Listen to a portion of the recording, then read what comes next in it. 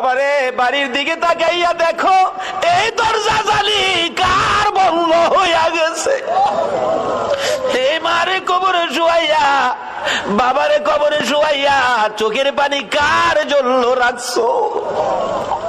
মাহমুদরে, মায়ের অভাবী ছেলেরা কি করে? এতদিন তো শুধু বলতাম, এখন তো নিজেও মার অভাবী।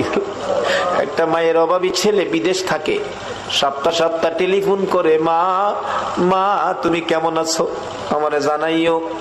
মা কই, বাবা বিদেশ গেছো টাকার জন্য, সপ্তাহ সপ্তাহ টেলিফোন করে টাকা নষ্ট করলে কেমনে হইব? টাকা চিনো রে বাবা, টাকা চিনো। ছেলেটা টেলিফোন করে বলতেছে, মা মা গো আমারে বাধা দিও না গো মা, আমি টাকা চিনি না, আমি চিনি আমার দরদি মা। সপ্তাহ সপ্তাহ টেলিফোন, হঠাৎ করে মা স্ট্রোক করে মারা গেছে। এলাকার লোকজন কয়, ছেলেটারে মৃত্যুর খবরটা দিও না, দিলে আত্মহত্যা করবে। একদিন এক রাত, দুই দিন দুই রাত, তিন দিন তিন রাত, যেদিন পার হয়ে যায়, ওই বিদেশের মাটির থেকে ছেলে স্বপ্নে দেখে মা ডাকতেছে, রে মন্নান, টেলিফোন কার কাছে করবি রে? মা কইয়া কারে ডাকবি রে বাবা, আমি তোর মা, কবরে চলে গেছি, আর আমারে পাইবি না। আইলি না, আমারে মা কইয়া ডাকলি না, মার দেখার জীবনে হবে না। ঘুম থেকে উঠে মা মা কইয়া কাঁদতেছে। বন্ধুরা বলেন, কি হলো তোমার?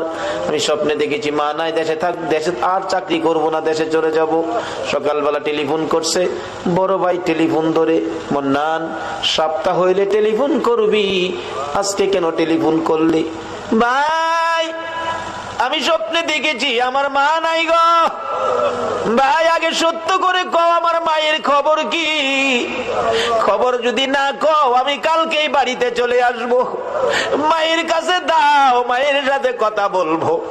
মার কাছে যদি টেলিফোন না দাও, আমি কিন্তু কালকে বাড়িতে চলে আসব। বড় ভাই টেলিফোন ফালাইয়া একটা দৌড় মাইরা মায়ের খবরের পাশে, মা মা গো তোমার পাগল খবর পাইছে গো, কালকে বলে বাড়িতে আইব। বড় ভাই সকালবেলা মাইক্রো ভাড়া করেছে, বুড়া বাবা পিছে পিছে ডাকতেছে, আমারে সঙ্গী করি লইয়া যা রে, মায়ের পাগল রে কে